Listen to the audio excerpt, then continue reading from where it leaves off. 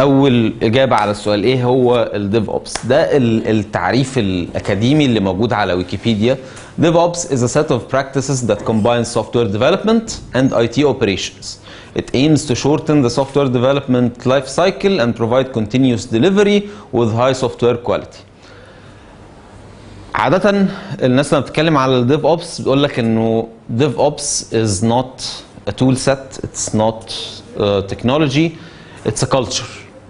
ما بحبش الكلام المجعلص دوت، بس يعني في الحالة دي تحديدا ديف اوبس is a culture. يعني ايه is a culture؟ يعني الموضوع ما هواش تول معينة انا بستخدمها لوحدي in isolation عن اي حاجة تانية واقول انه خلاص احنا عندنا ديف اوبس، وما هواش set of technologies معينة هتتعلمها. هي عبارة عن مجموعة حاجات بيشتغلوا مع بعض في شركة السوفت وير علشان نقول ان احنا we're actually implementing DevOps.